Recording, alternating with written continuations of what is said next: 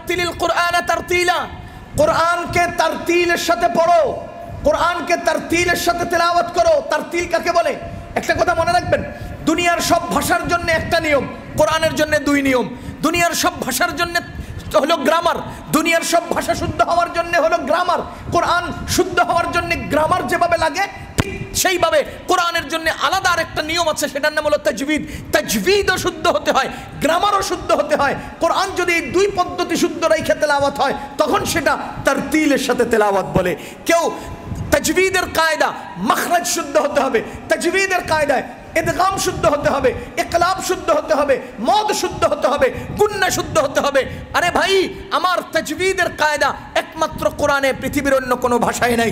আর সব ভাষার মধ্যে হলো গ্রামার, কোরআনে গ্রামারও শুদ্ধ হতে হয়, তাজবিদও শুদ্ধ হতে হয়। যদি তাজবিদ শুদ্ধ হয় তাহলে আপনার তেলাওয়াত তারতিলের সাথে হবে। আল্লাহ বলেন ওয়ারাত্তিলিল কুরআনা তারতিলা। আপনি কুল হুয়াল্লাহ রে কুল হুয়াল্লাহ বলবেন, আলহামদু রে আলহামদু বলবেন। তাজবিদে গলত করে আপনি তেলাওয়াত ভুল করলেন। এজন্য তেলাওয়াত শুদ্ধ করার জন্য তাজবিদের আলাদা কায়দা লাগবে, কানুন লাগবে, নিয়ম লাগবে। আপনি আলহামদুলিল্লাহি রাব্বিল আলামিন আর রহমানির রহিম মালিক ইয়াউম।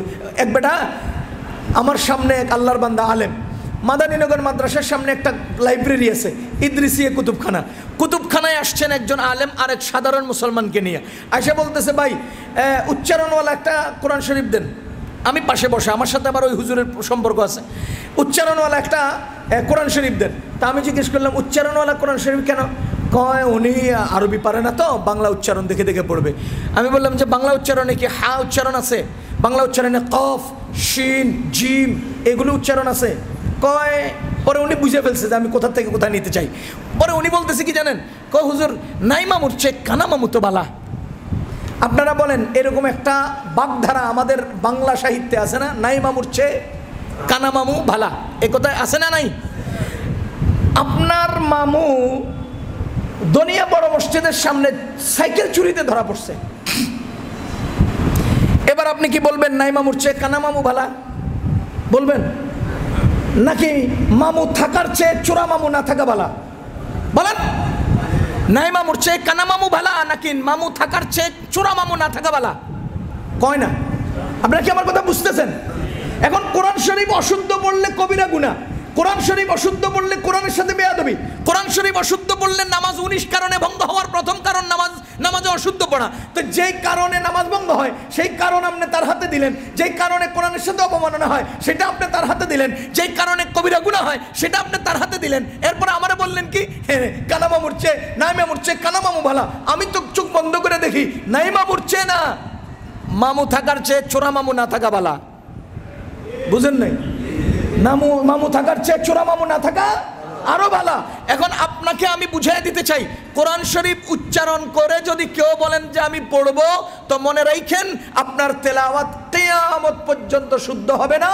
কিয়ামত পর্যন্ত তেলাওয়াত শুদ্ধ না হলে কিয়ামত পর্যন্ত আপনার এক ওয়াক্ত নামাজও আল্লাহর দরবারে পৌঁছবে না। সুতরাং ওয়ারাত্তিলিল কুরআনা তারতিলার দাবি হলো সহি শুদ্ধভাবে কোরআন শিখো, সহি শুদ্ধভাবে কোরআন শিখো।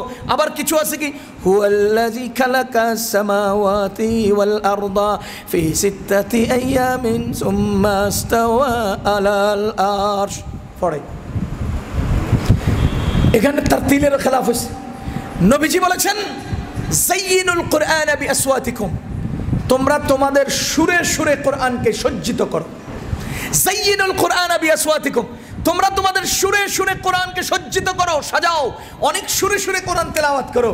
পৃথিবীর এত সুন্দর আর কিছু পড়া নাই, এত বেশি আর কিছু পড়া হয় না, এত মধুর আর কোনো শ্রবণ শোনা নাই, আর কোনো আওয়াজ নাই কোরআনের তেলাওয়াতের আওয়াজ যত মধুর। সূরা ফাতিহা জীবনে কয়বার পড়ছেন একটু বলেন? সূরা ফাতিহা জীবনে কয়বার পড়ছেন? আজকে একদিনের শুধু নফল নামাজ আর ফরজ নামাজের হিসাব মিলান। আজকে একদিনে সুন্নত, ফরজ, ওয়াজিব নামাজে কয়বার সূরা ফাতিহা পড়ছেন আঙ্গুলে হিসাব করেন। এইভাবে আপনি এক সপ্তাহের হিসাব বের করেন, এরপরে এক মাসের হিসাব বের করেন, এরপরে এক বছরের হিসাব বের করেন। এবার বলেন আপনি আপনার জীবনে সূরা ফাতিহা কয়বার পড়ছেন? কই আপনার কাছে বিরক্তি লাগছে এই পর্যন্ত? হ্যাঁ, অস্বস্তি লাগছে? মানে দূর একটা সূরা এতবার পড়তাম, কিন্তু গান একটা, ওই যে 3 দিন খুব ধুমাইয়া চলে, 4th দিন আর হুনতে মন চায় না, দূর হুনতে মন চায় না, বলা তো বন্ধুর কি বা। আর আমি শুনিও, পড়িও, বলিও, এরপরে আমার অতৃপ্তি আসে না, এরপরে আমার মজা লাগে, এরপরে আমার কাছে আনন্দ লাগে। আল্লামা জুলফিকার আহমদ নকশবন্দি সাহেবের একটা ঘটনা শুনে আপনাকে শেষ করছি। উনি লিখেছেন তার কিতাবের মধ্যে যে আমেরিকান এক খ্রিস্টান, তার ঘুম আসে না, শান্তি লাগে না, অস্বস্তি লাগে, মানে রাতের পর রাত চলে যায়, ঘুম আসে না, পেরেশান। পরে সে আরেক খ্রিস্টান বন্ধুর কাছে যায়, বলতেছে বন্ধু আমার তো ঘুমায় না, কি করতাম? তোরে আমি একটা গান দিব, এই গানটা শুনতে থাকবি আর পারলে লগে লগে গাইতে থাকবি, ওই গান শুনলে গাইলে অটোমেটিক দেখবি তোর ঘুম চলে আসবে। তো পরে এর গান একটা দিছে, গানটা কি? আলহামদুলিল্লাহি রাব্বিল আলামিন আর রহমানির রহিম মালিকি ইয়াউমিদ্দিন ইয়্যাকা না'বুদু ওয়া ইয়্যাকা নাস্তাঈন ইহদিনাস সিরাতাল মুস্তাকিম সিরাতাল্লাযীনা আন'আমতা আলাইহিম গায়রিল মাগদুবি আলাইহিম ওয়ালাদ-দাল্লিন।